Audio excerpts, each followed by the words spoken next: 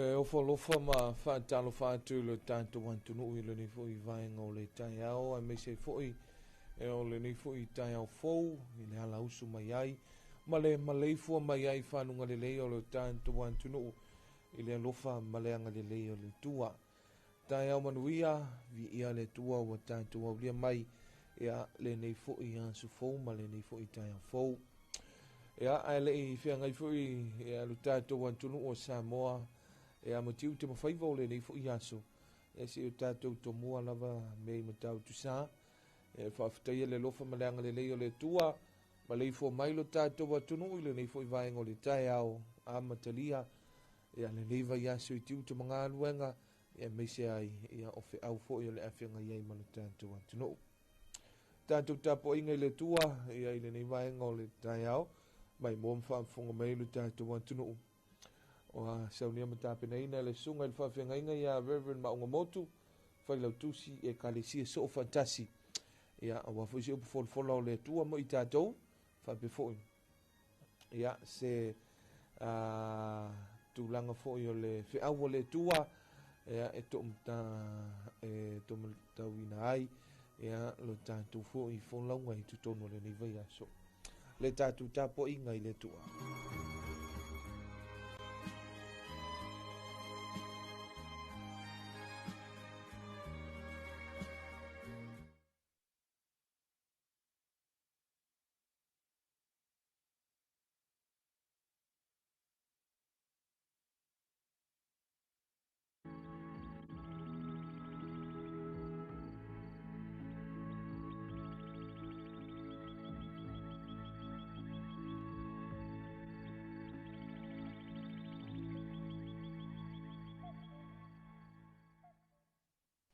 O le tāpō inga i le atua, si o tātou tataro, a nganga pa i aero mātou whisoso ni sini.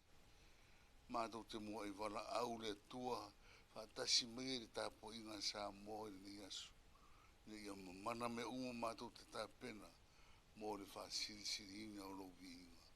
O Yesu ke viso ua laila mātou te talo. Amen.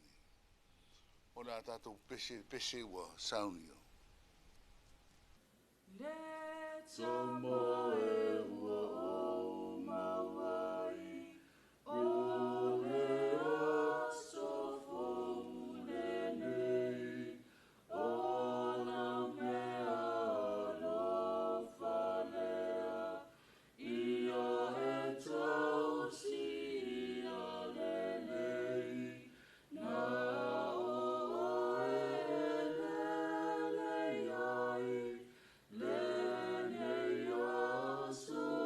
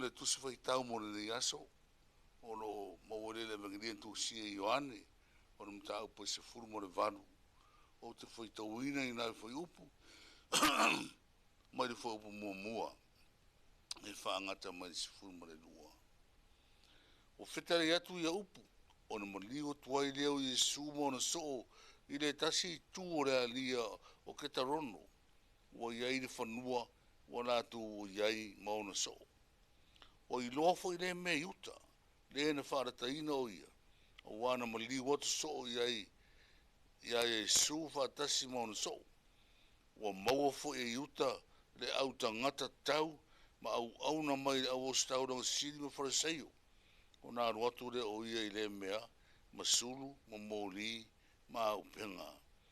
Mo sila fia fo Yesu me uma, o le a o ia te ia, o mani watu, ma whape atu ia te nato, o ai e tau te sa irina, o nato vitali mai ia te ia, o Yesu le Nazareta, na fitara etu leo Yesu ia te nato, o aure nei, o tu tu whaatasi foi mai nato o yuta, le na whaarataina ia, o whape atu Yesu ia te nato, o aure nei, o na tu umuri ai leo i nato, o pā ufo i le ele, o na toi fisiri atu leo Yesu ia te nato, o ai e tau te sa irina, o whai mai nato, o Yesu le Nazaret, o na tari atu leo Yesu, o uman o whai atu ia te uto o aure nei, o le nei a whai tau te sa iri mai a te au, tu pe ia i nato nei, i nato uo, ina ia tau nu ai le upu na ia whapea tuai, o i la tōna e whoai mai a te au, e le i whano so la tō e tōtasi. O Simona Peteru foi o iai le pelu, o se i e ia, ma te iai le au nā le o stauranga sidi. O tipi e se aron taninga tau matau, o ma liko le ngō le au na. Mana whtare atu leo Yesu ia Peteru, i nā suru i rau pelu i rona whamoenga, o te le inu e le ipu, wa au mai ia tau e le utama. O na pu e atu lea e le au, maro nātu tai, ma au nā iu teia, ia Yesu, ma noa ia te ia. Whamui o mere nganga le tua na whingo whaita wina, o le nei aso. A o le au tū tā ua o lo iai more, whaasinonga ratu si whaita uaso o lo whape mai, o le malanga a yuta, o le malanga a yuta. O le malanga a yuta, i le taimi o le whamasinonga o Yesu, o se mea e matua fua lili. O se fuanga ua matua tō whaatasi ai le loto o yuta, ma le au tau a yutaia, o e ua o ratu, au mea whaatasi e pu e ia te ia, ina ia whasiotia. A whawhai ngō whierare, le malanga i uta e pēra wha au tū wani ni whiawhi. Ono o whapelea, o le malanga ai uta e pu e mai lo tātou atua. O le malanga ai uta e pu e mai Yesu, ma tu i nātu i limo le fili. Ina ia whataunu ina le wha moe o Yesu Keriso. Pei ona whetalai, i rona au so o te le inu e le ipu au mai au, e ia te au e rotama. O te le inu e le ipu au mai e te au e rotama. O le ale ipu. O le ipu e maliu i sa tau. O le ipu na sau e whaira na tongi ola ina ia mai a hea. O ala i o leo sau nia i le atua. E ala mai a iuta, leo o whai mananga mai ma le au so. Pe o stasi o so o roa lofa moni. Ai le ai. E ese ma mauro na manatu wha so, manatu wha pito, manatu wha re rarolangi, o manatu i tupe, na to tongi nai o ia e tangata e lea, no lotu i o teia, ai maisi o fili o le sa tauru, fili o Keriso, leo au mea whatasi, ma o whatasi re rato malanga mai uta, se ia tau nuu, le wha moe o uta, na tau nuu rawa, leo wha tau nuina, i le fiafi leo wa leo o pue le ri o le wha aola, ma watu o noa ia te ia, o le a whai e i wha masinonga, le ami o tonu, ma le unga le ami o tonu au le unga na a le atua na whaatau nu uina i lana ami o tonu mo i sukeriso o ia o le tongi ola o le lalolangi o ia o inga tonu na malanga a iuta ina ia whaatau nu mea tonu uma le atua pe o na fola mo rona tari pa ia o Iesu Keriso. Samo ai, e ao lava ina ti ngā o tātou loto, pe ao tātou mawhau i nei au wala. So ia tātou te whawhau, e whātou i laloro tātou atua. O mea uma e whau e se tangata, o mea uma na o whawhau e whātou i lalo ai. Lea nganga o lea mi o tonu si o tātou atunu. Ave e se ia, tātou sawa vali ma lea mi o tonu, i ni tau sanga fau o tātou au lia ilo nā anofa. Ono Yesu. Amen. Tātou te tālo. Lea tua lo whae lo mātou tama. O lau la wā fio le sulu o le maramana. Sulu i ai o mātou vai. Mātou te sawa vali ai la wami o tonu. Aua nei peo le sa vali ai uta. I lana malanga o le sa vali re tangata ua ia te ia le le ami o tonu.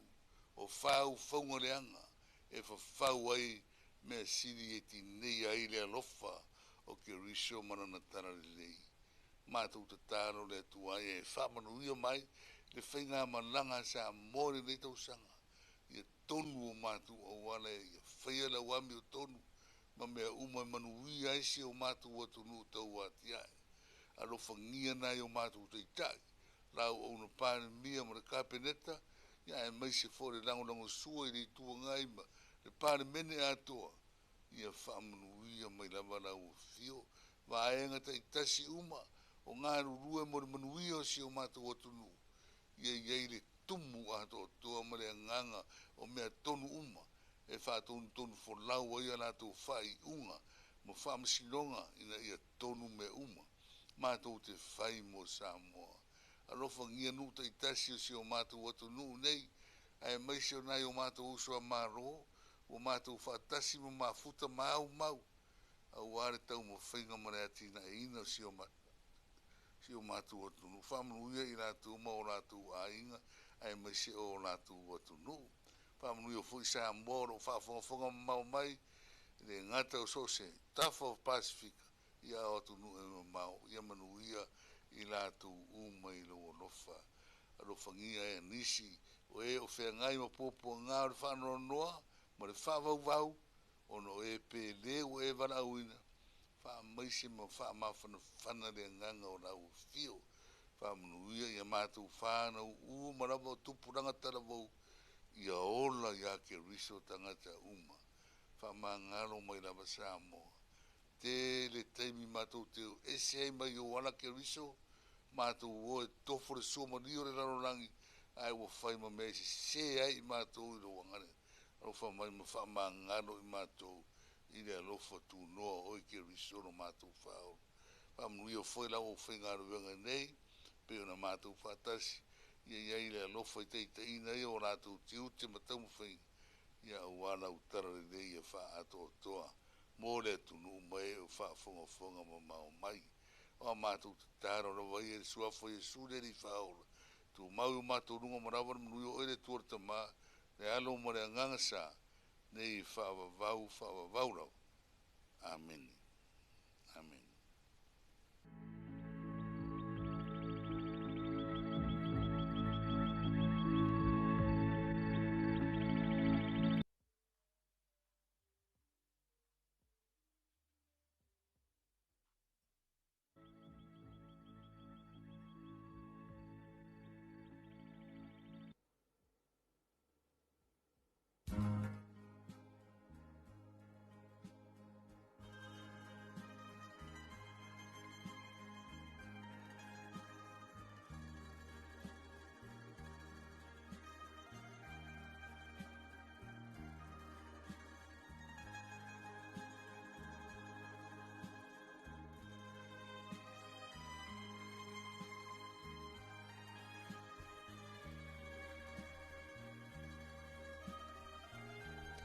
Ua whaafonga le tātou antunu ui le tātou tāpo inga i le tua e i le nifo i whaenga o le tai au.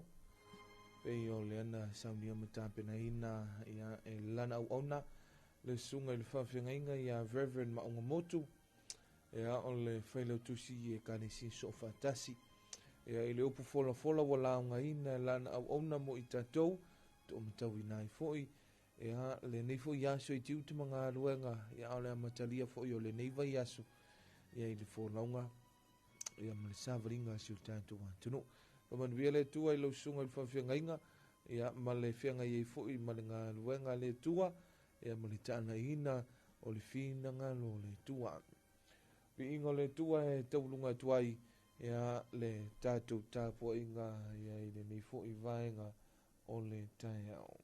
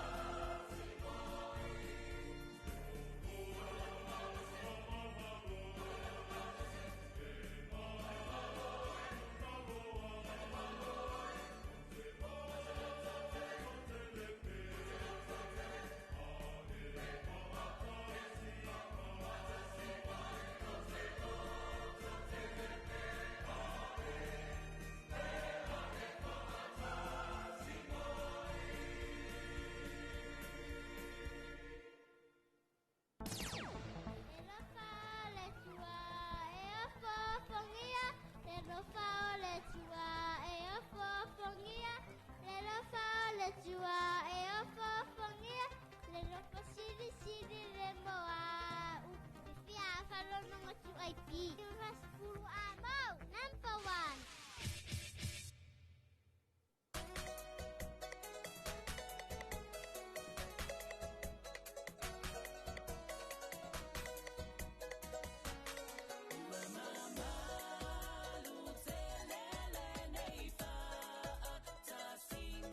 Matou o le puni a la vaa, matou te fia e whalongolongo i le 2AP. 2AP, siufonga o Samoa, na mua i malai le pueina o fatu fatunga o pese Samoa, a tufunga fatu pese ale atunu.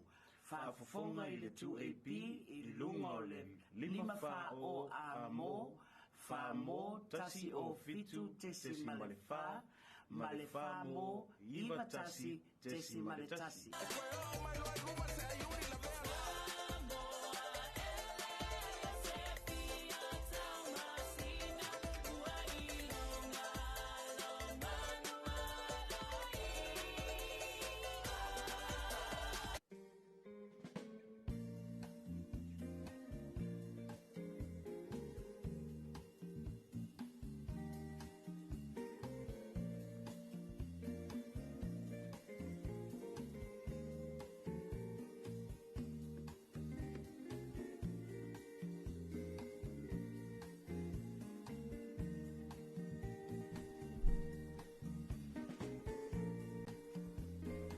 Te mele wati o le tautua ma le unanga la wala leo le siufonga o Samoa le 2AP i ai le nei fui vaenga o le tae o le nei ua toe luas full minuti o ne tale o le itu lai fitu ma lo le soi fomanuia ma le langi e mama e ai lo tātou wan tunuu i ai le nei fui vaenga o le tae au fau o le asunga fua e a o le asu se fulu ma le iwa le nei o Januari lua afe lua se fulu rima.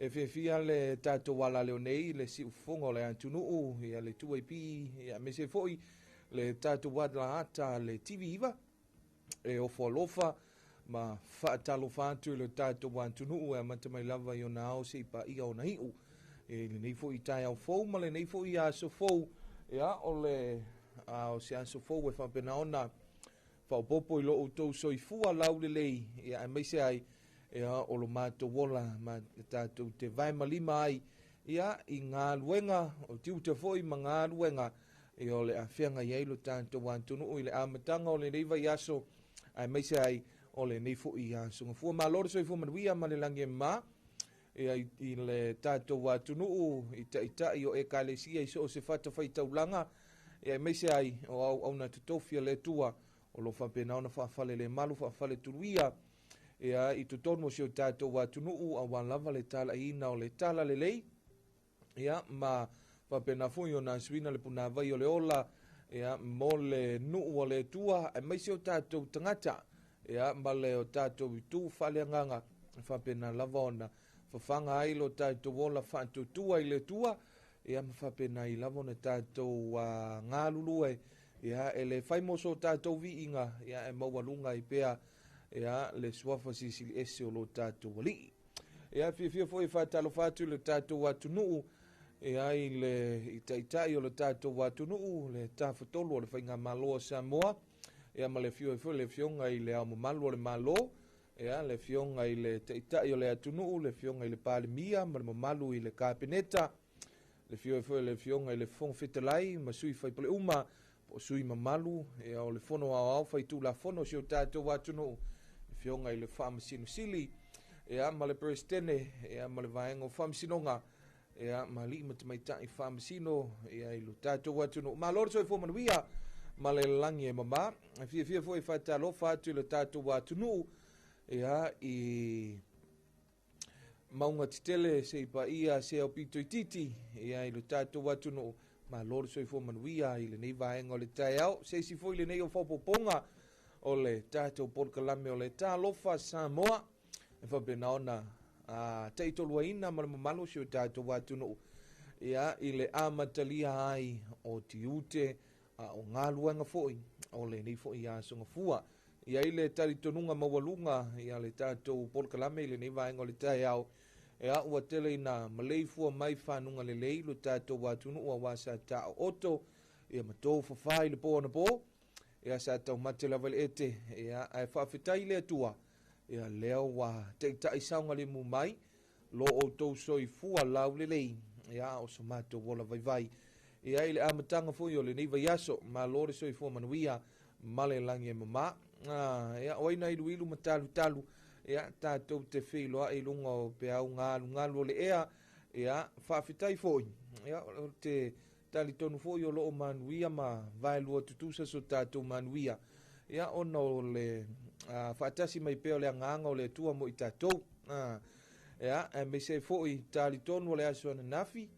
ia sa ulu fale foʻi lo tatou atunuu i malumalu tapuaʻi ia ua foʻi le aso sa paia o le alii le aso sa lona tolu i le vaiaso ua tuanaʻi o i le aso ananafi ia lea ua tatou iai ia ua lē toe mamau foʻi ia ona maeʻa foʻi lea ia o aso o lenei foʻi masina le uluaʻi masina o lenei foʻi tausaga i le folauga foʻi ma le savaliga ia a Samoa i totonu o lenei tausaga luafe lua sefuluono ia e fifie foʻi e faatalofa ma ofolofa atu ai ia i lo tatou atunuu ia i le nei vaega o le taeao ia i tulaga foʻi ia sa iai ia i le la foʻi vaiaso ua tuanai atu ia i tulaga foʻi ia sa iai lo tatou atunuu ia lea ua tatou aulia mai ia lenei foʻi vaiaso malo lava le soifua manuia ia ma le lagi mamā talitonu le manatu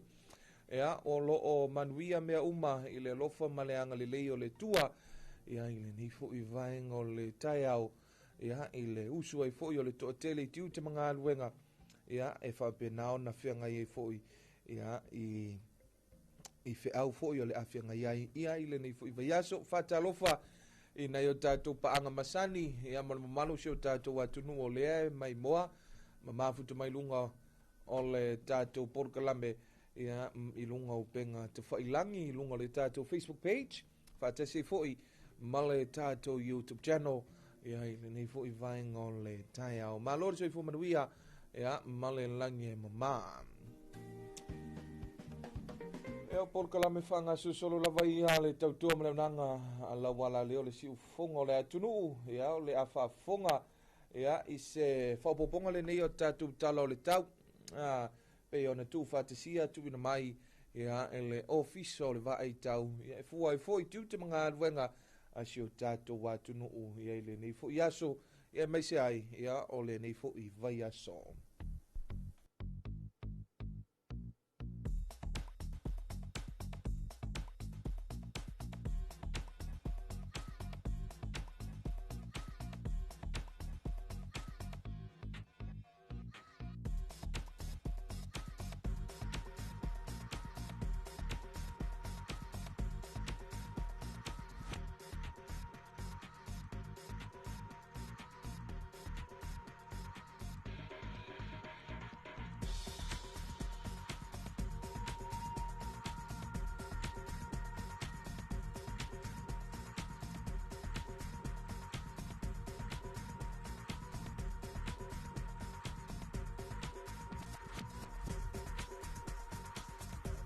talo tau mo vaenga uma o Samoa famawina le ofisa o le vaaitau le itulai a falelima i le taeao nei a sungafua se fuluivo i Januari luafe lua se fuluono.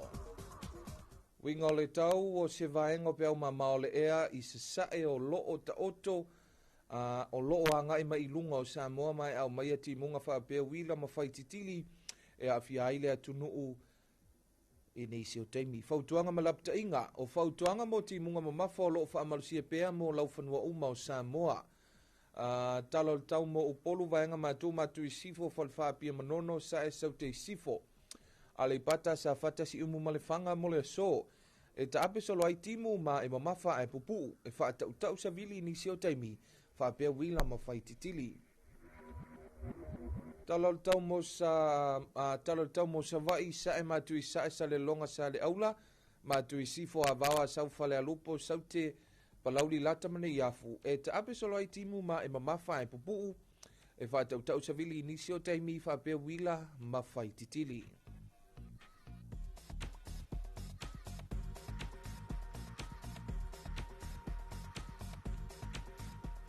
Tala tau mo ngā sami mga te whale o Samoa whamawina le tulai a whale lima i le tai au nei o le asunga fua se fulu vivo i Januari lua afe lua se fulu ono se i au lia le vai luanga o le ponei. Winga o le tau o hau savili o le vaito e lau savili mai mātui sae o loo a fiai o ngā sami o Samoa fautuanga malapta inga. Ele o iai se fautuanga po se lapta inga fo'i o whaamalosia mo o ngā sami o Samoa. Se vainga inga te whale ma o ngā sami mātū mo le so, e angi le vaito e lau se vili mai mātui sae, e se fulu mita kilomita le, e se fulu lima le malosi kilomita le itula, o ngalu e tasi tesi male lima i le lua mita. Wa inga inga te whale ma o ngā sami saute, mo le so, o le aangi le mata upolu sa vili mai se sae. Se fulu 5 kilomita le itu la o ngalu e tasi te simale lima i le lua mita. Tūlanga o le tala o le tai le te milenei. Te milenei o lo o PLL le tai ele fuafuanga o le toe luas funu ma le 5 minute le itu la e valu i le tai au nei. O le asua tutu i le tai o na toe PLL le o le tai i le awauli i le toe se funu mana iwa minute le itu la e lua i le awauli lea e PLL le tai. O na toe sua tu i leo le tai i le toe se funu mana 5 minute i le itu la e valu i le poana nei.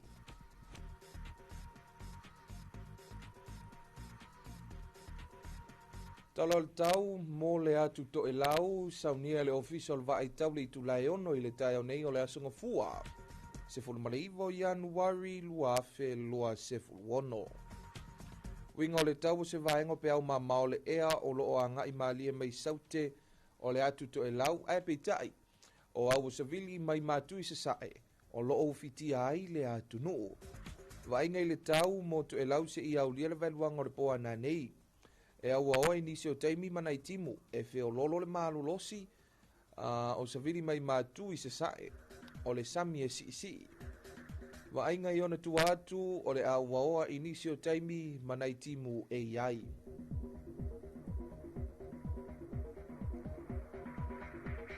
A warm morning greetings to Samoa this lovely morning, Monday the 19th of January 2026.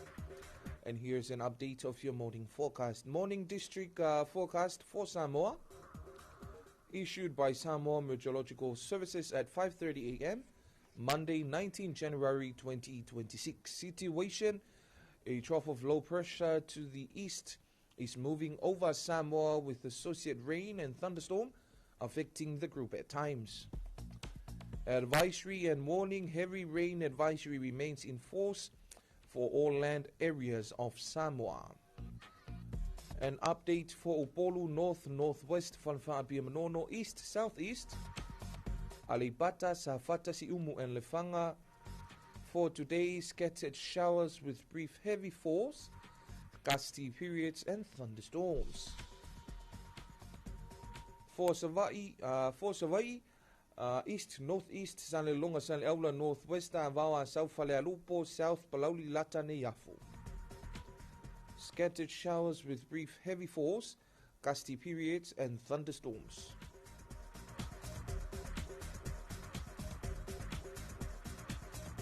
Morning marine forecast issued on Monday, 19 January 2026 at 5:30 a.m. valid until midnight today. Situation: a northeasterly wind flow affects Samoa's marine waters. Advisory and warning: there's no valid advisory or warning for all marine waters for Samoa.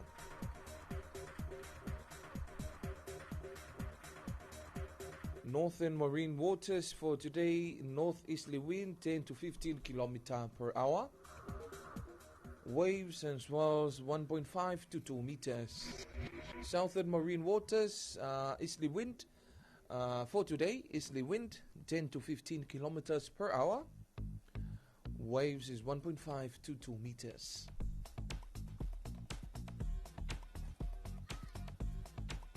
today's tide times for Apia, Samoa, Monday 19 January 2026. Low tide was 1:48 a.m. in the morning. High tide will be 24 more minutes to 8 in the morning. Low tide will be 19 more minutes to 2 p.m. afternoon. And high tide will be tonight 15 more minutes to 8.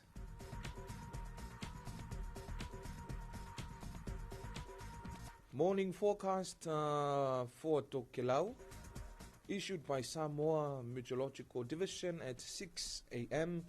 Monday, 19 January 2026.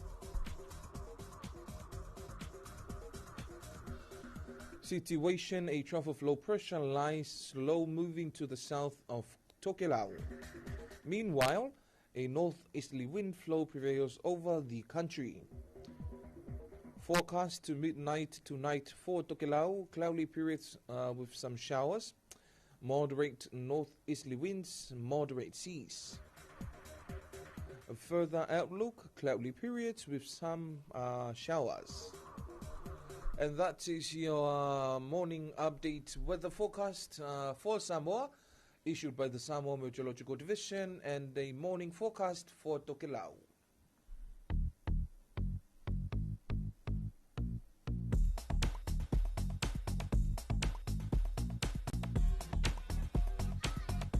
O le nā pei ona whaafonga lo tātou wātunuu i tātou talo le tau pei ona saunia tu whatasia tu ina mai. Ia ele ofisa o le waai tau ia wafoi le sila fia lo tātou wātunuu ia o tūlanga foi ia o le aiai ia le tau mosi o tātou wātunuu ia me se foi.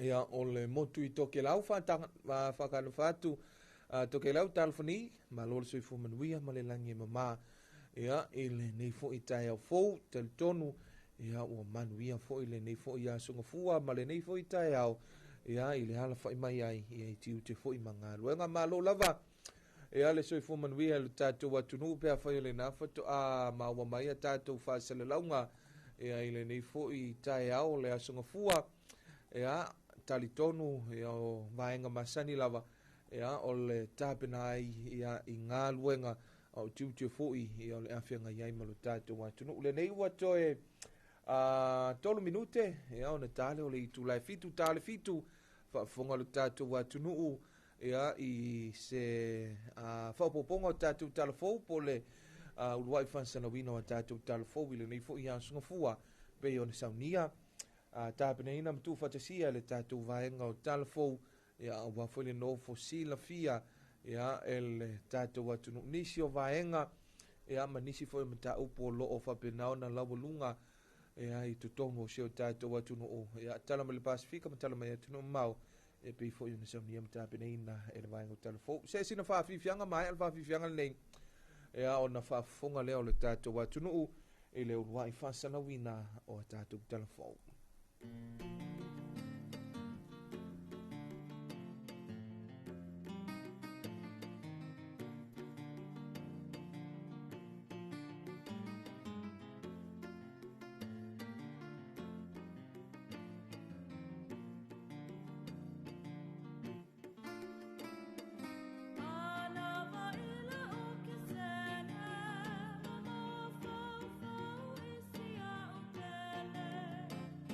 Oh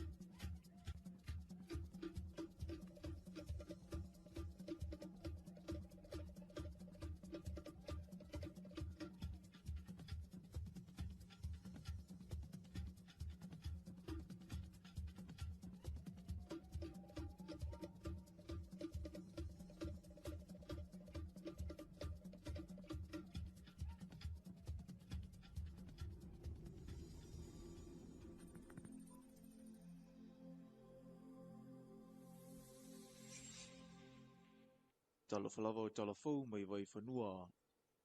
Ua whaasolo ina whaamai aina le leile ngā nuenga le māketi o lo isawalalo, lea ua ese fo ilo na waainga. Malwai aso na te nei na ave se ai pā na pui ai au whaanga solo lona fausia ina. Ai ua mawhai nei una modi mawina e le mamalu lea tunu u. E le ngata ua te le, te o atanisio na maenga ile wa ai atu ifafo.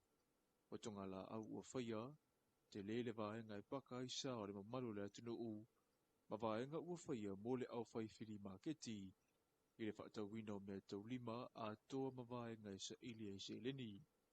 E pēne sila fia, na whaatama ia loa e le a whiri maketi tua I sa iai I sa valalo, sa whaia I sefe pani keke ma keke pua a toa manisi o whale ainga, whaapea ai ma ila tau na whaonga ina lea vaenga o le taulanga.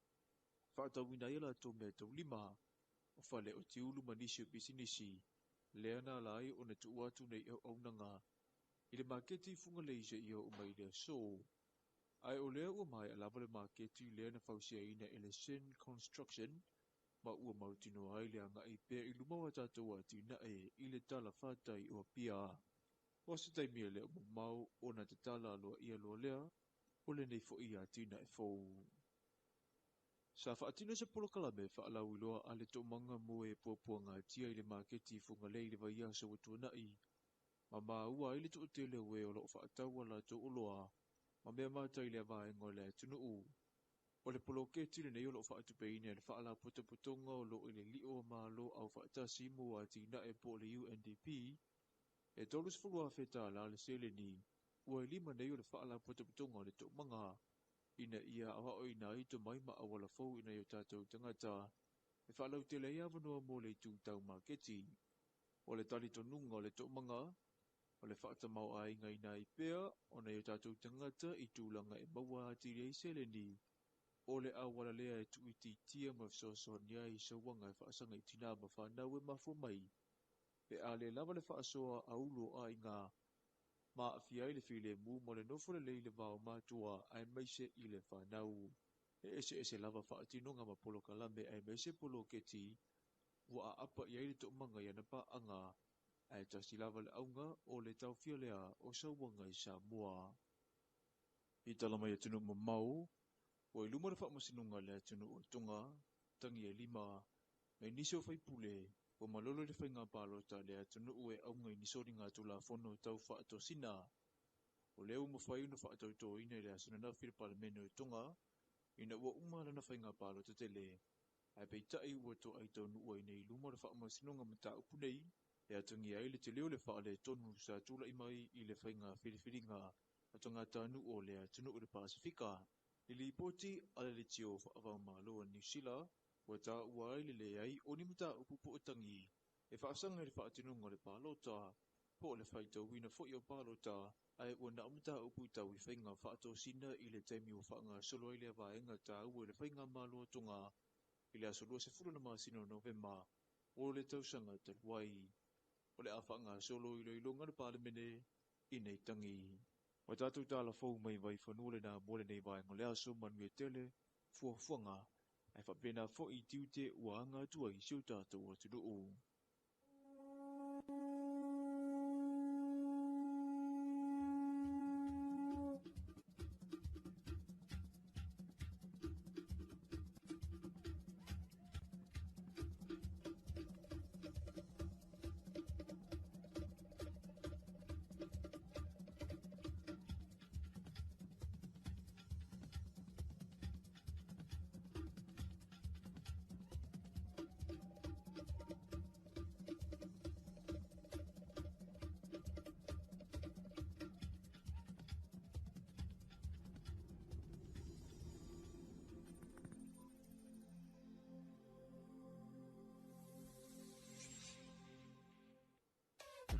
Le wala leo numero tasi Samoa 2AB le si ufofongo Samoa wala au mai le vaenga le maketi mo sau whaala wiloa e fia whaia i se tau whaamali loto maua le whamama avenga mo oe malau bisinisi ua soo ai Samoa Amerika Samoa toke lau ma le lalolangi atoa ia na la leo a mo 5 whao wha mo iwa tasi tesi male tasi iwa lua tesi male tasi le tasi o fitu tesi male wha wala au nei loa i le telefoni walu whalua ono tasi fitu ma whaafesili mo le vaenga o whaalau iloa 2AB le si ufofongo Samoa numero tasi.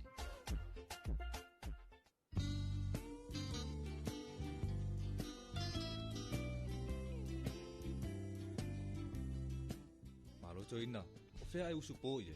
Ke o te alua tupo le asi la me ta pisa mai ngā tai le whare komiti. Whalongo le vaenga lua le polo kikian malo, la fwoi wapo e kumkumu e ngā kai. Mananga te le ala, awano le leia le si talu sanga ia i mo se masini fo i le vidi ai la au. Te lo se whalo lolo mo i masini. Ui papa, ke haru sa o ala i vaitele, i le whalo loa mo whatoanga, te mawai masini le lei, masini anga tā o oi e kuai. Tai te le lava, o te alua tu lai le whare komiti talu sanga ia. Na o ti e lo le i vaitele se i mata i e masini. Fiu mai loia tātou la lai funga lei, mai tele wha peasa le lolonga mo le motu tele i sa la whai. Pe wala au mai fo i numero telefoni 225 251 wha peasa le lolonga i le 5 pe asi fo i lunga o penga ta whailangi i le mātou Facebook page Samoa Agriculture Store Company Limited. Samoa Agriculture Store, helping you grow.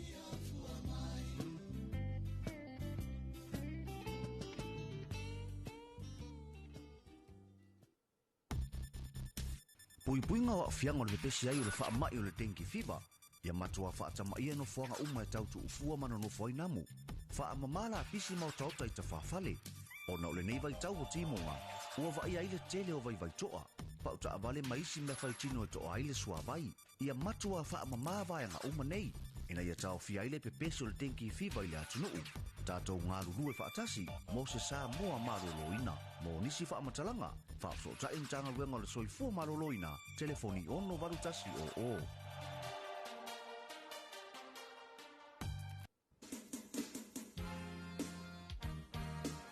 Le whaaili wei kei lau i loa o le UB40 marani pese tauta ua o Ali Kemba. Lea ua sauni malaka mai Samoa, mona nātou whaafia fianga. I le aso tolu se furu maletasi Januari lua, fe lua se furu male ono. Whaia lea i le Avia Park. A wina mai e le company o le Agency 43. Se kone seti musika i le na o mam, dad. Ai au fia i fo i mafua le maputanga mama dad. Ha? Se o ka maiki? Oi?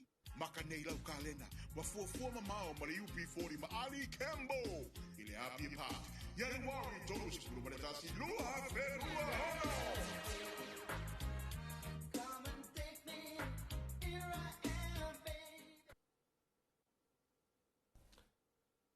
mai a whaafunga lo tātou watunuu i tātou talafou e ole nei hui vainga o le tai au pe ona saunia tāpena ina tūwhatasia ia le sunga ia matawaina i sāko ia ole vainga o talafou a le tautua fui ma le aunanga la wala leo le si funga o le atunuu le nei ua se funu ma le 3 minute wa te aile i tūlai fitu ia tali tonu a telefoina mafuta maile to tele o sio tātou atunu i lunga o le awala tele po o lunga fo le awala ea ma le usu mai ai ea awa fo i tiu te mga luenga o le nei fo i sunga fua ma le amtanga o le nei vai aso ea pe fo i ona whaamfonga le tātou atunu i tātou talafo o le nei vainga o le tai au ea tātou reporti mua mua wa sui fo i va ainga o le tai au la tau ia e le tele fo i na usu mai ai ea i le taulanga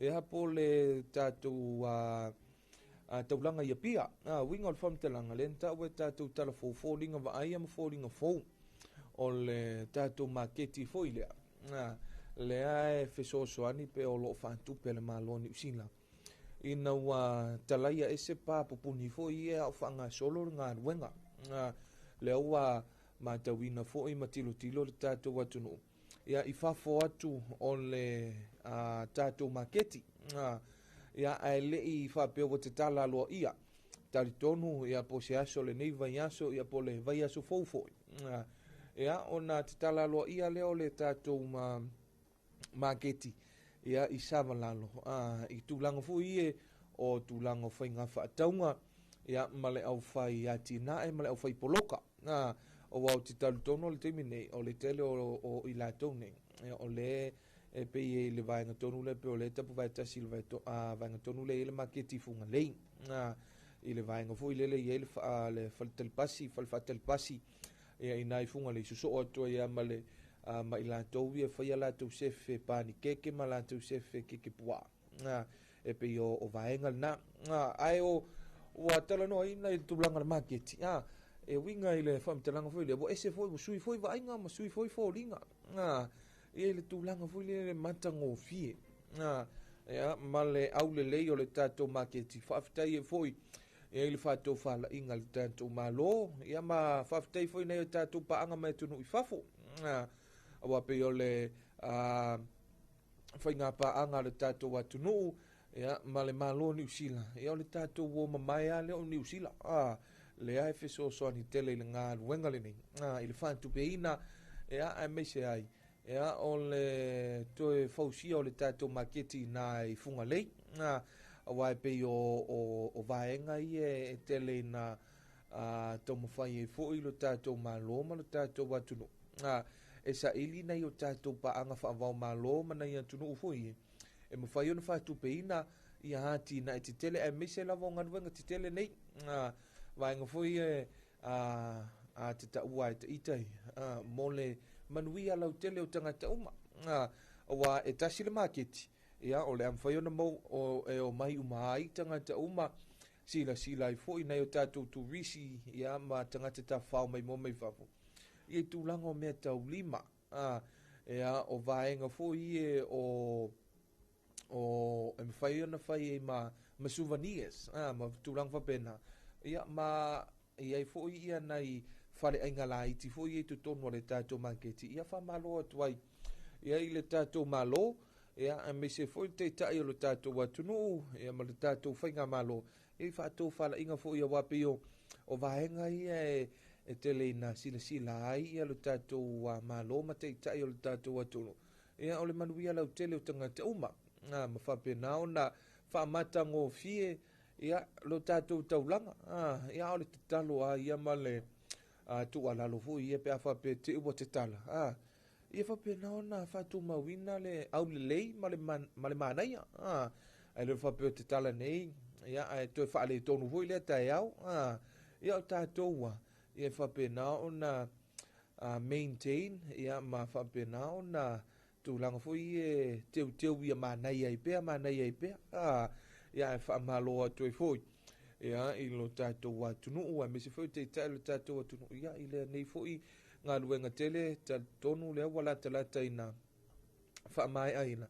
Ia, ai ua le toi mamau fui, ia, ona te tala fui lea, ia mawhao ngā ina loa, ia, mamalo se o tātou atunu, wa pere maketi lea, ia e whapenaona, whaanganga fui lele mo i lātou ia malanga mai le pasi.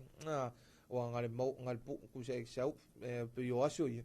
So whakaula ke po a fui lele i le maketi rea. Ka lola ia whakarira ka pasi. Ia ka sau ka ingu ki ngā whakalak pasi ka lea o ngā koe kua mai fui koe sau fui la ia koe moa mai na.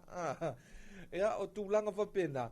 Ia ai pe e o fōringa wa aia mamana ia pe o lesinga mea pe o whao Sofia e fui loka fia sau fui kai kai ar kaulanga. Ki nganga le saka kupe fui lana ka ale sau ai fia makamakan makeki. Ia ai whamalol tātou atunu le usu.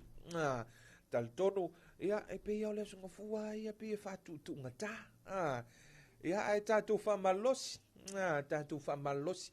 Ia o le whakua amaka si tātou amio, pe o le whakua amaka ia le tausanga. E alua i foi alua feluono. Tātou masani voi lo la ia.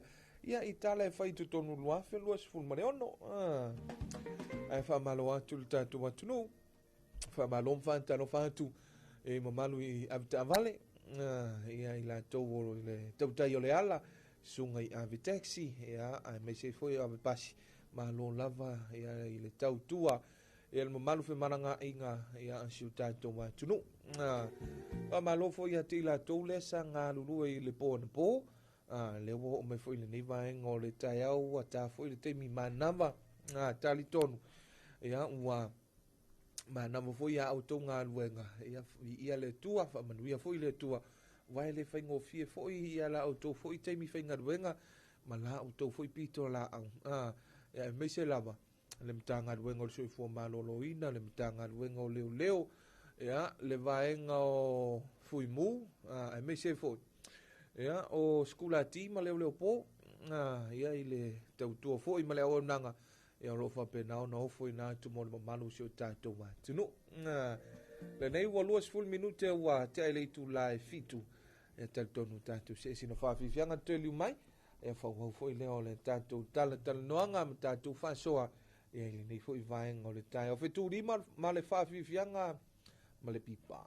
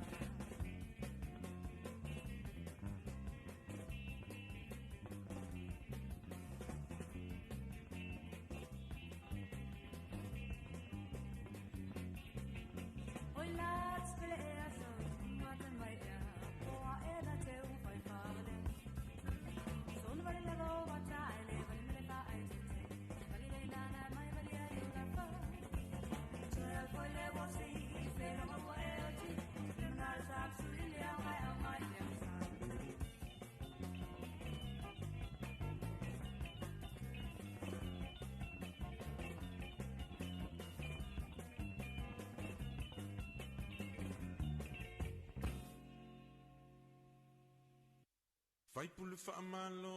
O lo tofi o le toto ma le fue. O le leo le tu malo. Whawhetai mo au ala ngā lue.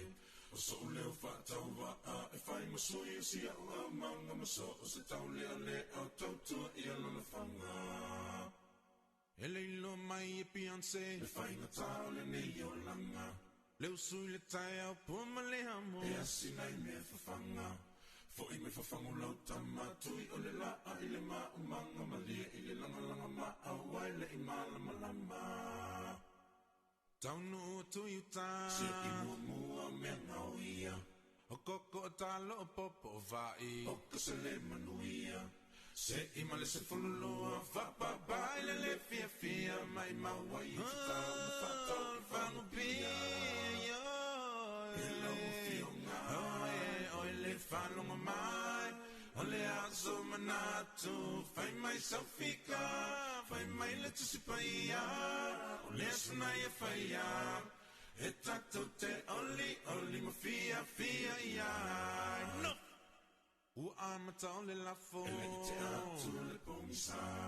E se I whai se ngā luenga. Manu le ia mua e ave o le la. Ua amata o na sina I fole a fui le palapala. Ai whai nei mea mala le fia. Pei se ata wha solo. Ta amilo I si fau. Leo wana ngau ia utalo. Whai male salanga tau.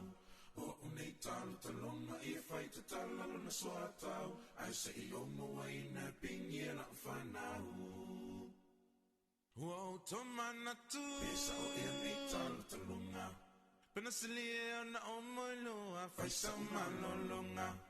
Ala mai le pili a ki tu. Ile le na mosita alonga. Pe o solo ile pasi. Ile mai sale lolonga. Ile o fionga. Le whanonga mai. O le aso manatu. Whai mai safika. Whai mai le tusipa ia. O le aso na ia whaia. E tatou te oli ma fia ia.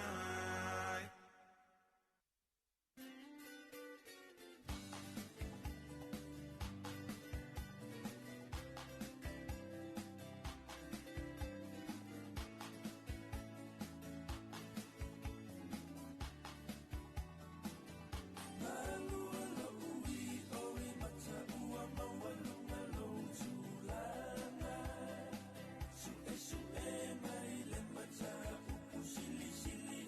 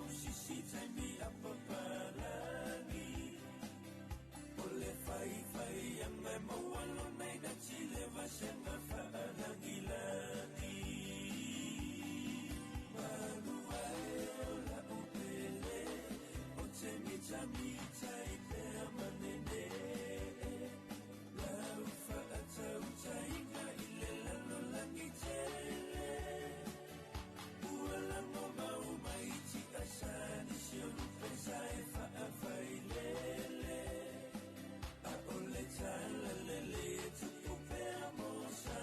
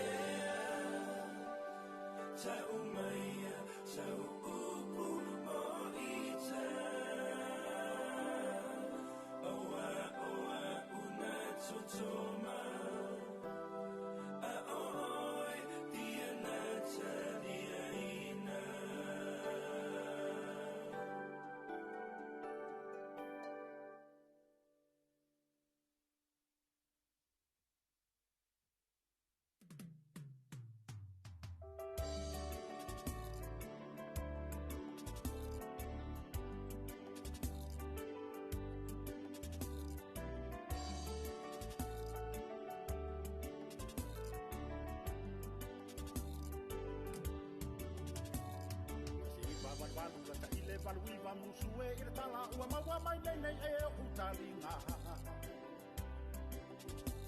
Ua maliu sirveta kuvene sa tautua le swafa le tua e ala mai nea I e musika. E tele ni anganga na liu mani au a inga sa faa fawina la tau I le tala inga. Beta ua melele sa tau vivi male au nane. Beta ua melele sa tau vivi male au nane.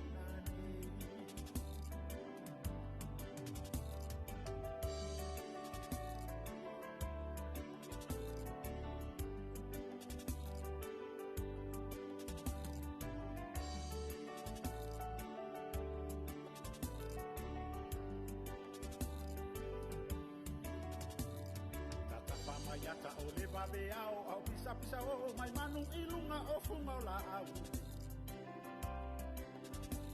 Sa au na fo ilunga mo ma fau fau pe moni o la uiti fai mai o sa e tau wala au. Tonu ai lo to la upu na e tau ina mai I la ta ua taratala no angai o tara. Nisi o ye o va e pui pui pe a fo le malanga. Nisi o Yehova e pui pui pe a hoki le malanga.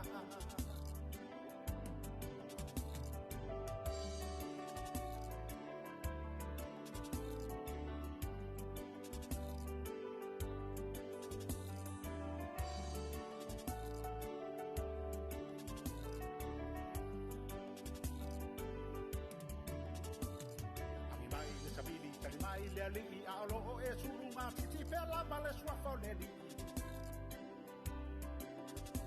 Maloto a o o Samoa na e la ve ina mai le tele o nisi o kanga le loa.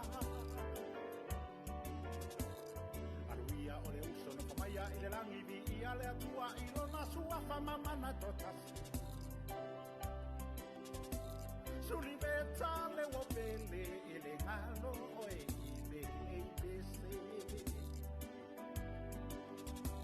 Suliveta le wopele ele ngalo oe le bese.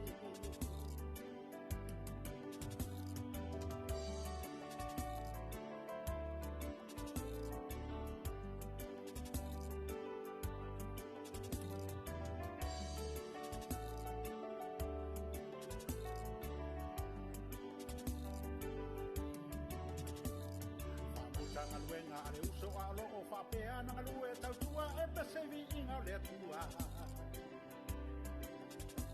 Se tau tua sa faia male fa amauni awa o le nau ta inga o mea uma o le langi le tawi. Saunia e Yehova o le nuu I le langi mo lana whana we sawatu I le ola e fa ababau. E nono fo fa atasi ma Yesu I le nuu. E nono fofa atasi ma Yesu I le anutu mau. Suliveta le wopele e le ngalo o e ile nei pese. Suliveta le wopele e le ngalo o e ile nei pese. Suliveta le wopele e le ngalo o e ile nei pese. Suliveta le wopele e le ngalo o e ile le nei pese.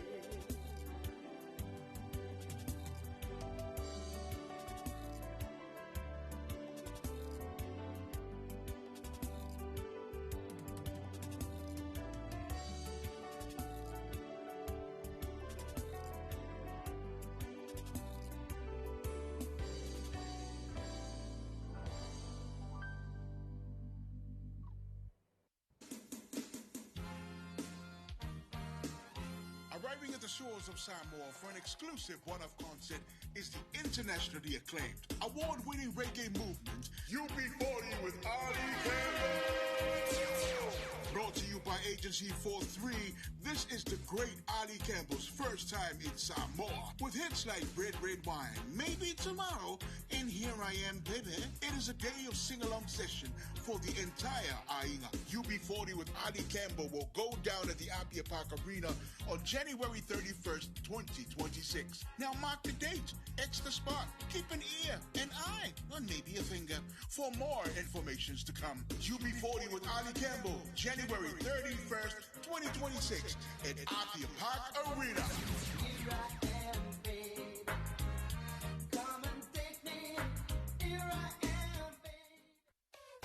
Le wala leo numero tasi Samoa. 2AB le si ufofongo Samoa. Vala au mai le vaenga le marketi. Mo sau whaala wiloa e fia whaia i se tau whaamali loto. Maua le whamama avenga. Mo oe malau bisinisi. Ua so'o ai Samoa, Amerika Samoa, toke lau, ma le lalalangi atoa. Ia na la leo a mo 5 fa'o, fa mo iwa tasi tesi ma le tasi, iwa lua tesi ma le tasi o fitu tesi ma le fa. Vala au nei loa i le telefoni. Valu whaalua ono tasi fitu. Ma whaafesili mo le vaenga o whaalau iloa. 2AB le si ufofongo Samoa. Numero tasi.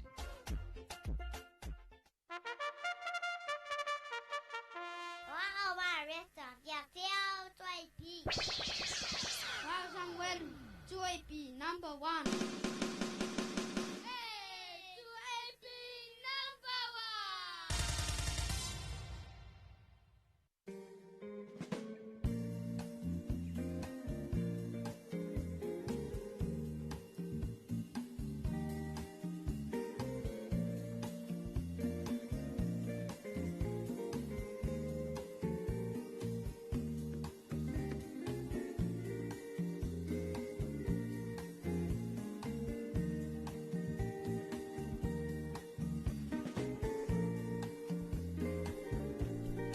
Fianga musika sui filoi me se foi fansa longa fa pisi nisi longa le nei foi vai ngole tai au ma le tau foi ma le nanga le wala leo le siu fonga le tunu e be ona yai leo to e fitu minuti ona tae ona tale o le tu le valu mantua tale valu to fa fonga le tanto atunu ile to fa salawino tanto tala fo ia ile nei foi vai nga o le tai au, ia nisi au tātou whansalonga whapis nisi pe ona whafunga mai ai.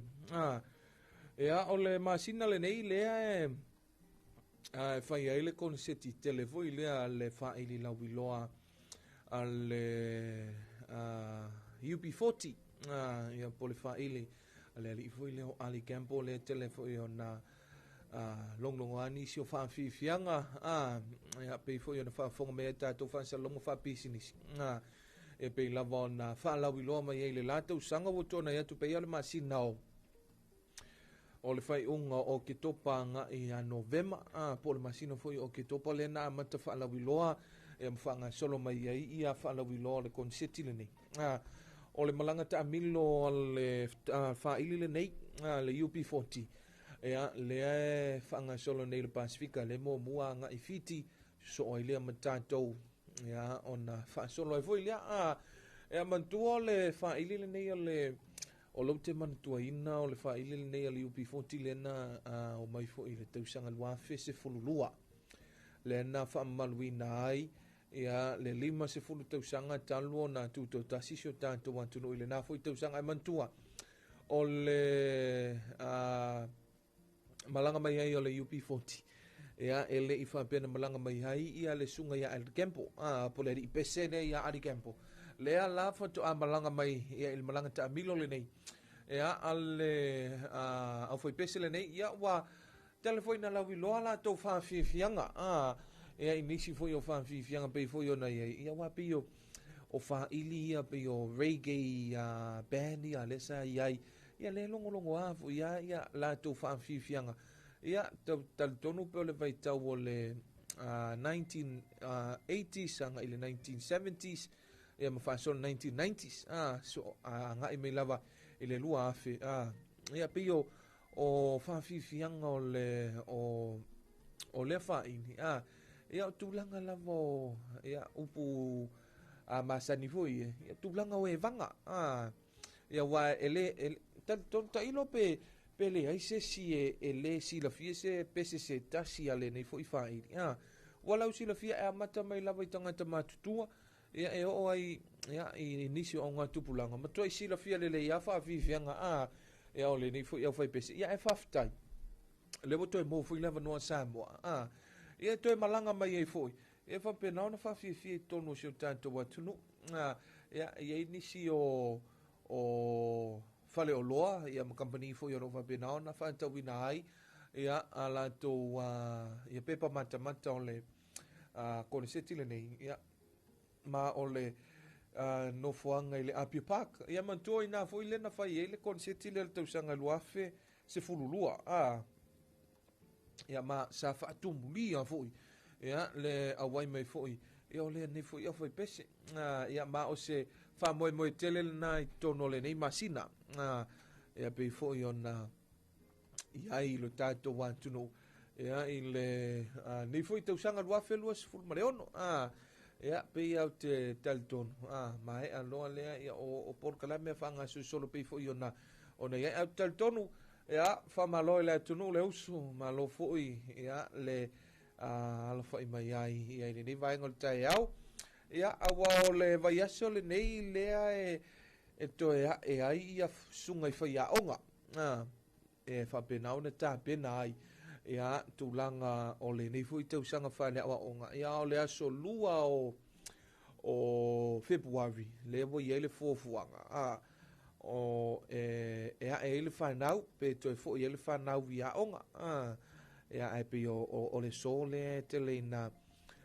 inisi o tulanga sunga ia li imta mai tai whaia onga tulanga lavo ta penanga wa fo le toi fo le whanau via onga ia talton ia na ia no mo whanau ia o lo fa penao na mafuta mai mauta malawa ia vai o ni te wa toi mai fulava o le avo toi ele toe mamao na e fu leo le aonga ia ine meane wa ele aonga ia wa e mai ia mai mau e fu la ia lo waso mo mua ile aonga wa ye ni si fa na fu o le le foto ile aonga po aonga amata ta ma fu ie makua ikinga inga si fa ia aonga pese wa ala e kakala le ia langa lunch box ai le ngale umanga ai alui fo moe ia whakarike me piki nga ia ia o isi foi o nei whanau le wo wha umai ia pe mai ia le tūlanga i lea onga amata ia la wo tā pena ia le onga tūlanga lua pono wasenga mua ia whamaloa toi foi ia mai la tau le wo tā pena ia mo kolisi ia o i la tau foi le wo tā pena ia mo le university o le foi ua mata watu le o ata o to mai pe ia o le vai asu e foi le nei ia o le vai asu e foi le nei lea e mau ai foi fai unga le suenga foi lea le school si ma le sala si e pe foi ona tuina mai o yo tai au ia le le fofuanga le aso tai au lea e mauai ia le suenga ia po o fai unga suenga nei alo mo whanau lena sue le tausanga lentea ile vaenga leo le sasala si leo tuina mai ia e whapenao na piki ina ia mai sunga i whaia onga maulua onga e teleanga isao mo le silofia e teleanga isao i le mtanga luenga wa onga ia awale piki no lau results ia e te ngai ia i lau a onga ia e whapena ona whapso taile sunga i le pule a onga po le ai le pule a onga e whampena o na maua mai ai ia lau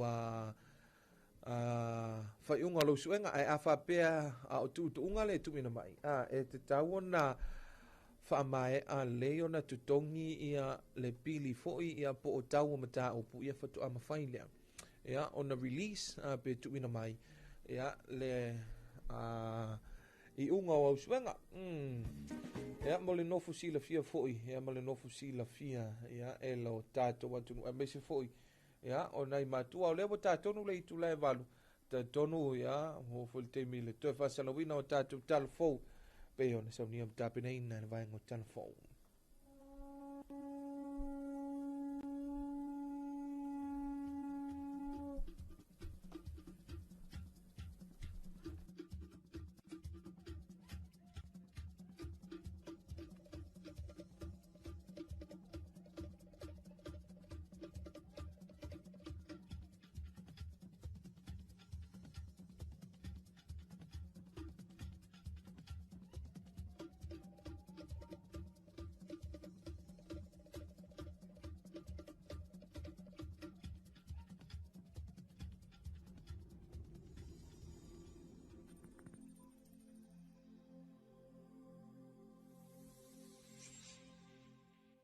Tala whalawa o tala whau mai vai whanua.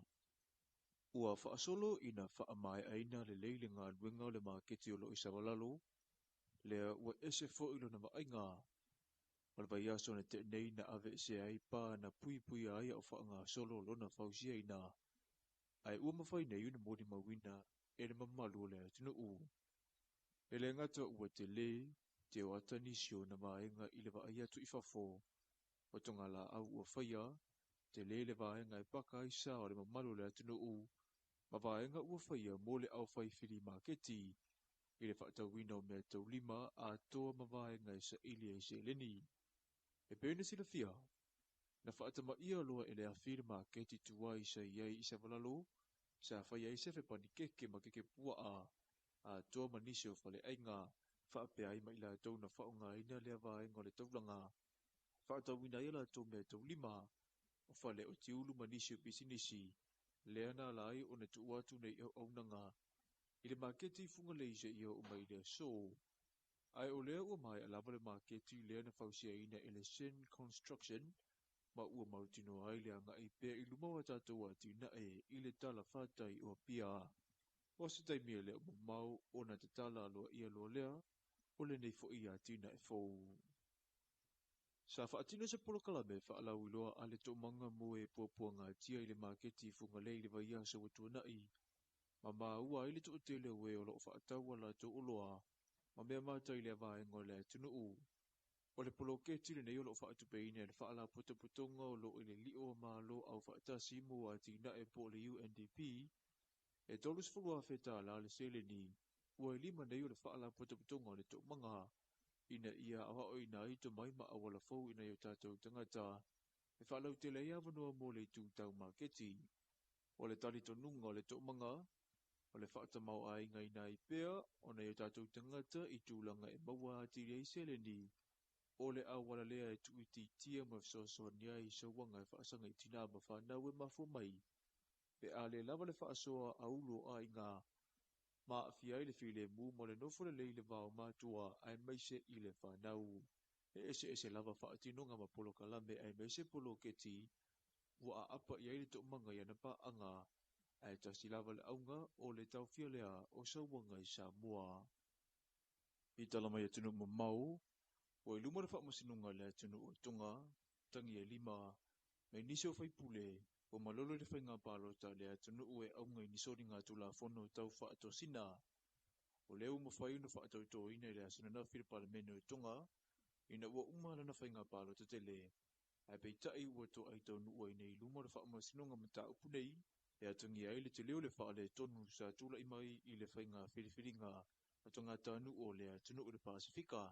I li poti ala le tio whaavau māloa New Zealand, ua tā ua ai le ai o ni mata upu po otangi, e whaasanga i le whaatinunga le pālota, po le whaitau wina fo i o pālota, ai ua na amata upu tau i whainga whaato sina i le taimi o whaanga solo ai le vaenga tā ua le whainga māloa tonga, I le aso lua se fulu na masino November o le tausanga taluai o le awhanga solo i loilonga le palemene i nei tangi. O tātou tāla fau mai vai whanua le nā mole nei vai ngole aso manue tele fuafuanga ai whapena fo i tiute ua anga tua i sio tātou o tunu o.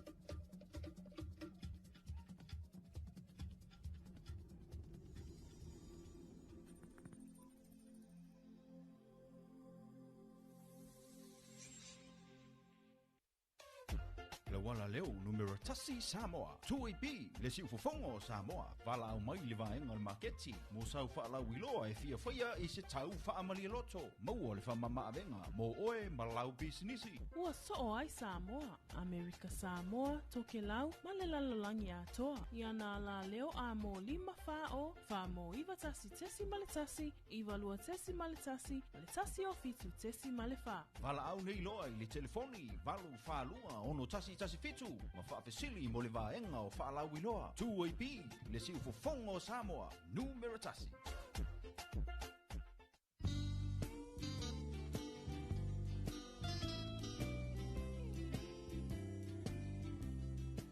Maloto ina, o fea e usu po ye. Si au te alua tupo le asi la me ta pisa mai ngā tai le whare komiti. Palongo le vaenga lua o le kikian malo, la foi wapo e kumkumu e ngā kai. Mananga te le ala. Awano le leia le si talo sanga ia i mosi masini fo ili e vidi ai la au. Te lo se palo lolo mau i masini yo. Ui papa, ke haru sa o alai vai tele. Ili whare loa mo whatoanga. Te mawai masini le lei, masini anga ta o oi e kuai. Te le lava, o te alua tu lai le whare komiti talo sanga ia. No ti e lo le i vai tele se i mata i e masini. Fiu mai lo i tātou la lai funga lei, vai tele wha apea sa le longa mo le motu tele i sa la whai. Pe wala au mai fo i numero telefoni 225 251 o fa apea sa le longa i le 5 pe asia se fo i lunga o penga ta whailangi i le mātou Facebook page Samoa Agriculture Store Company Limited. Samoa Agriculture Store, helping you grow.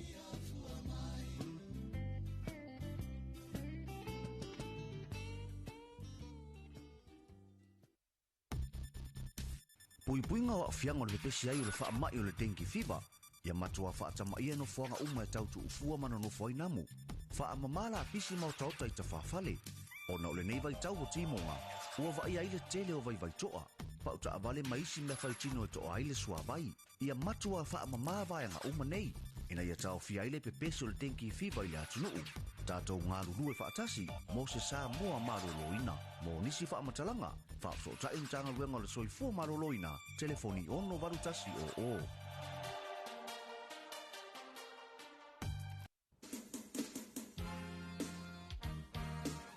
Le whaaili rei kei la ui loa o le UB40 mai ni pese tauta ua o Ali Kemba. Lea ua sauni malaka mai Samoa, mole nātou whaafia fianga. Ile aso tolu se fulu male tasi Januari lua, fe lua se fulu male ono. Whaia lea ile a Via Park. A wina mai ele company o le Agency 43. Se kone seti musika ele na o mam, dad. Ai au fia i fo i mafua le mafutanga a mama dad. Ha? Se o ka maiki? Oi? Maka nei lau ka lena. Mafua mamao ma le UB40 ma Ali Kembo. Ile a Via Park. Januari tolu se fulu male tasi lua, fe lua ono.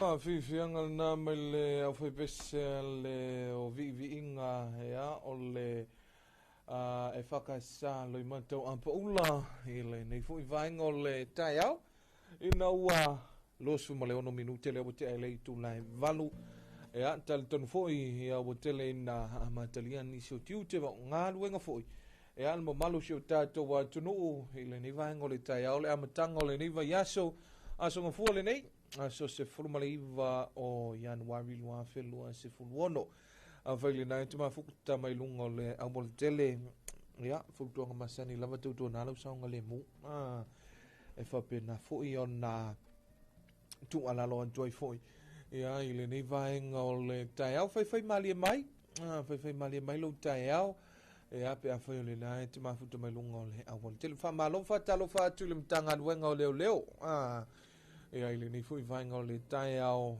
I tūlanga foi e ai le lanto foi pito la au masani ma le lanto ngā luenga masani e au le matai tuina o le mamalu fe maranga I o le tunu tūlanga lava le saunga le mu e a mese o tai au te itasi tau mawhai e tu I titia e a le poloka I foi o le awala e a ma le tau mawhai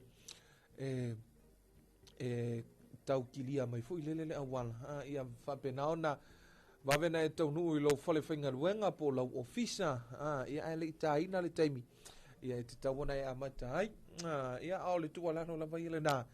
Whapena ona tua lalo atu ai. Ia whai mali e mai. Tau tōna alo saunga le mu. Ia e le lei alo whanatinati mai. Ia e whanatinati o lo whapena ona e saunga le mu.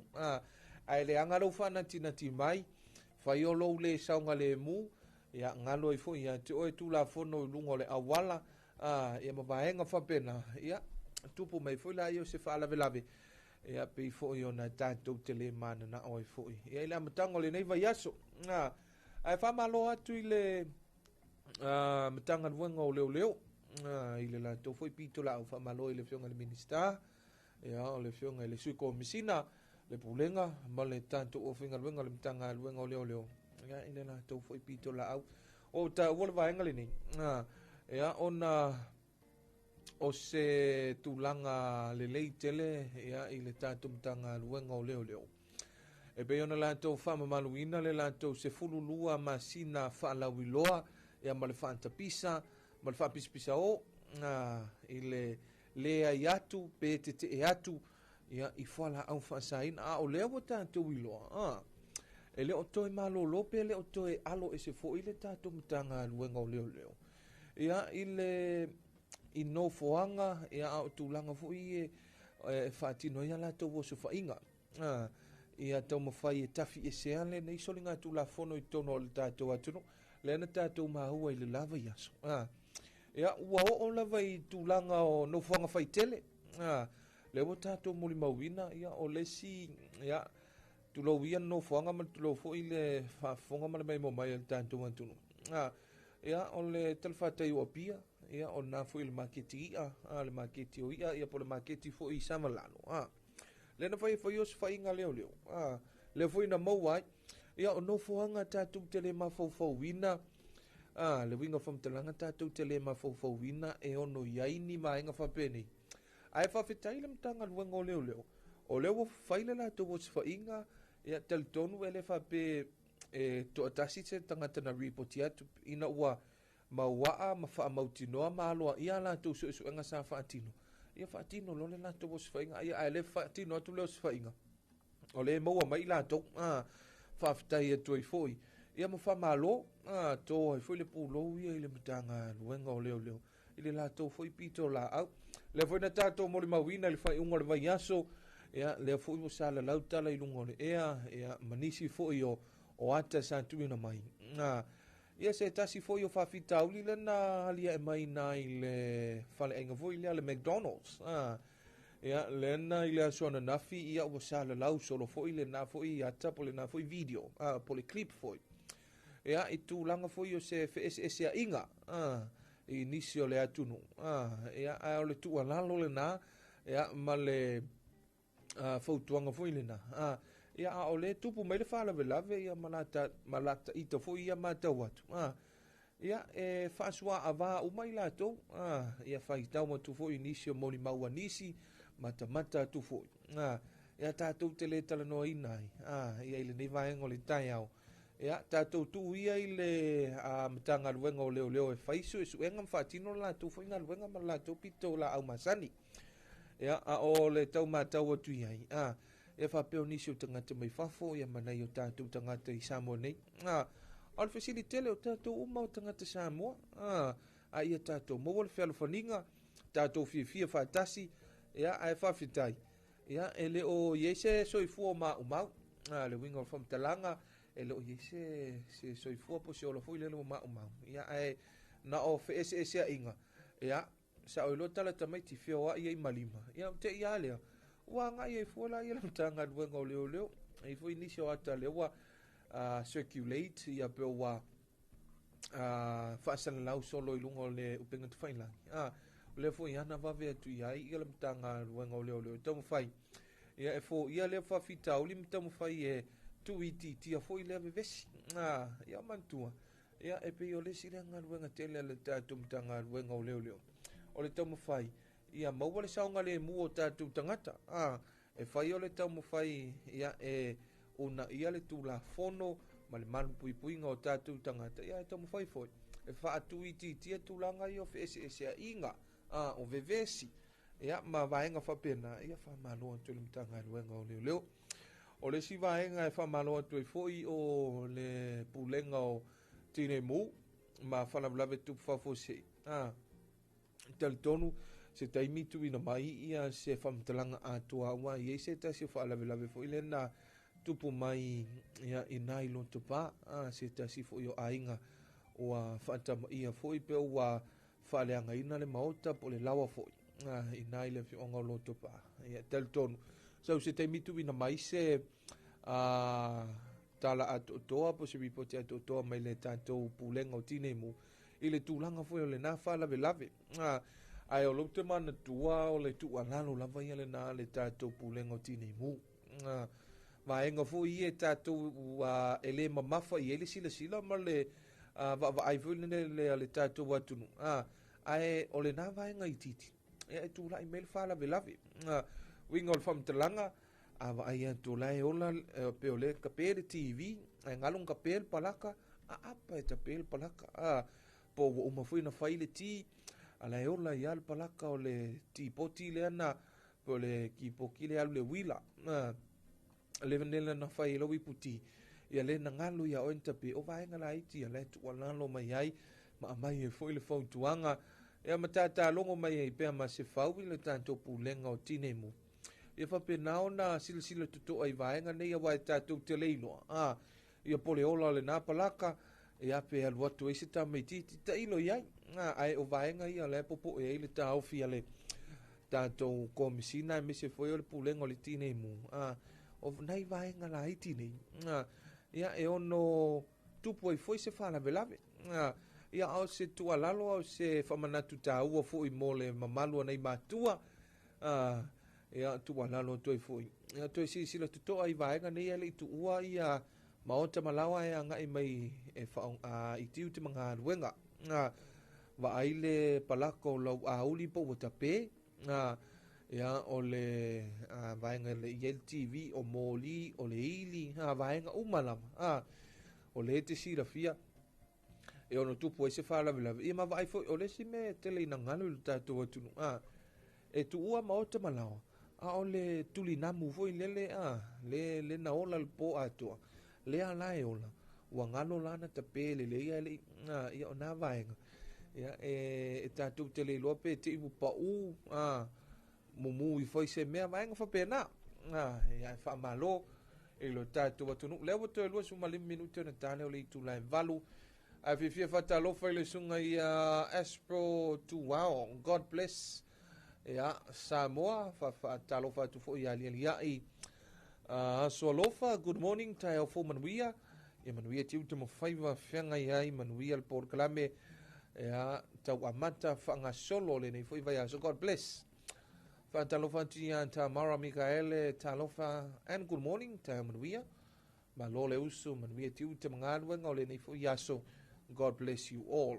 Ia ila tau ia le mafuta mai lunga o le tātou Facebook page. Pa talofa atu inisi o lea mai moa ma whaafonga mai lunga o le YouTube channel. Pa talofa atu ia Paulo. Whape mai Kiora Radio 2AP and TV9. Ma lor soi fo manuia o loo whaatasi mai le taulanga o au kilani.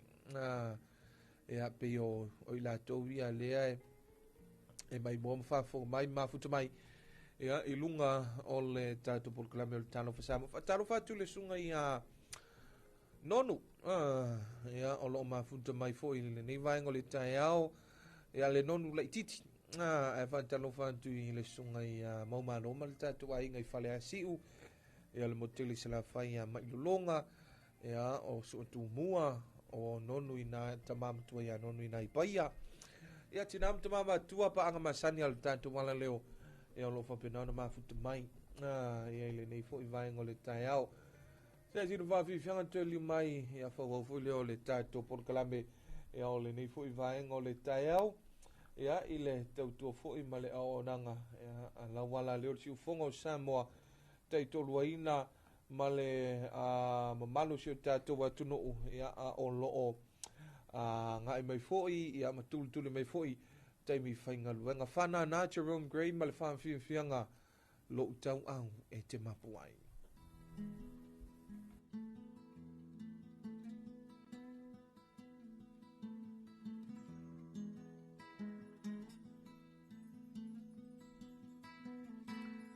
Wao le pongisa whaapeo na puni tia lela. Wao o le langi o le timu fo I ele muta. O filo na moenga to fai maloi mata. Au tilo solo ele tawa ilo na loto. Le uso e sauia le vainu lea e te tau mawhaina. Mapu mai le paolo, le whaamalu lea ua e laina. Le whaamali e ina, upau se mea ua o mawaina. Whaalango mai, ilo utau au e te mapu ai.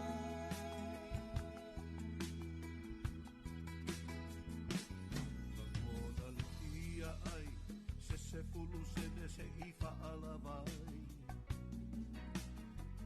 O ole ato whangu, pela vai I se papa mafu. Amu ia la salo, mo file mulo na masalo salo. Se ia lo whamai, olo uola wale mawhai. Sauia, le vainu lea e te tau mawhaina. I mapu mai le paolo, le whaamaru lea ua e laina. Ia whaamari e ina, o pau o se mea ua o mawaina. I whaalango mai, I lo utau au e te mapu ai.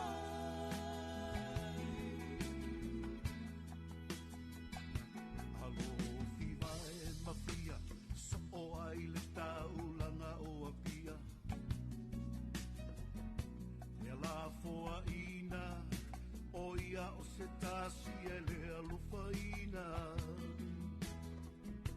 E masai o lava e le taina. Pulo masamali le se upu e fai mai. Le uso e sauia le vainu lea e te tau mawhaina. I mapu mai le paolo Whaamalu lea ua e laina.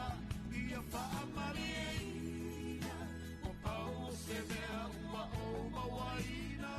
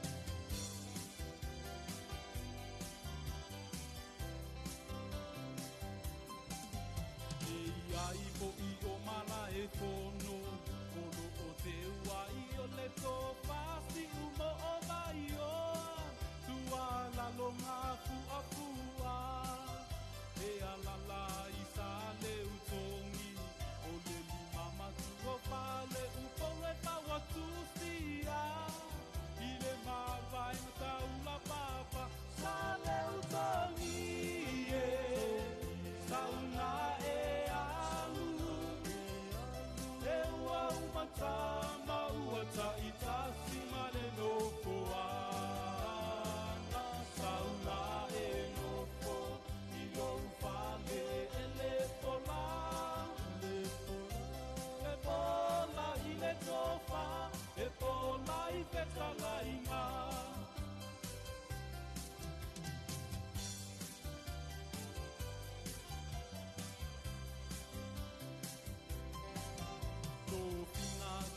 la papa i le to ato o tapa ua to pulato ma le pale upo le tausia o to o mata i pale ata ma te yuri i sanga nga ma le ua i ali i le sale mulianga sale utomi e sauna e alu e ua umata pa ua taita si mare noko anga sauna e noko i lo fale e le pola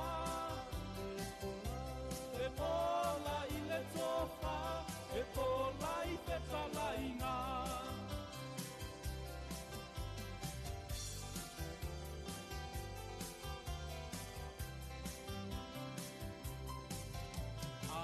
ale tonu loto pa iane lo se pasti le marketi poi savalalo e te malanga mai ai solo o le ano ama au te iai sa iame iai so sei e te tali tonu ai o tamana e pai mea ma pati sale o tomi e sauna e tapa ua taita si male noko anga sauna e noko i lo fale e le pola i le tofa e pola i te talainga i e mana tua Whawhiwhianga nā ia o vivinga o le whioanga o solo i le ni whiwainga o le tai au. Ina o to 10 minute o te tōna tāle o le itu la e iwa e whiwhia e whatalofa ma whamalo atu i le tātou o tunupe a whele nā whato a ma ua mai a tātou whasalaunga. Whamalofo i le motu i sa tal tonu ia le la fo i wa tāpena ia i tūlanga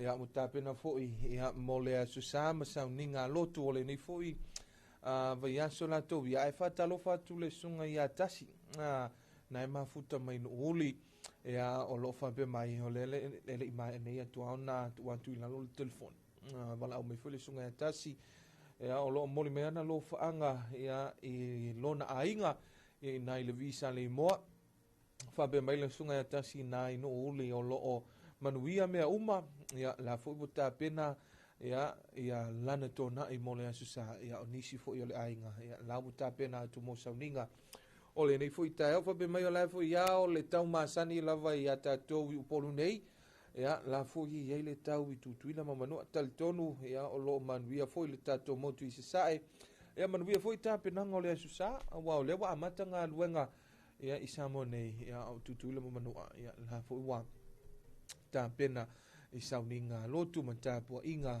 ia ole asusa wa la foto asusa la tou ia ole nei wa matalia tatou vai asu i tiu te mga luenga le nei wa to e ono minute ona tale o le tu la ia hiva tal tonu o tatou e foi le vaenga mulmuli o le tatou por kalame ia mo se si feloiga masani a le tatou polokalami sona faapopoga i le aso ataiao ia o le itulahiva faafofoga le tatou atunuu i tatou tala ma le leiti ofa avaomalo niusila ia o lenei foʻi aso talitonu ia manuia tele lava le amatago tiu te magaluega ma le nei foʻi vai aso i le tatou atunuu le ulufale ma le ulufafo faamagalu foʻi la outou auauna se upu foʻi se tala ua le tautamaliʻi ia ua paopapa foʻi le faafogaga tatou taitoluaina tatou mafuta pea ia i luga o pea augalugalu o le ea ia i faafifiaga musika sui fefiloi ia o lenei foʻi vaega o le taeao faamanuia foʻi le atua i le mamalu o le atunuu lea sa mafuta mai luga o le tatou Facebook page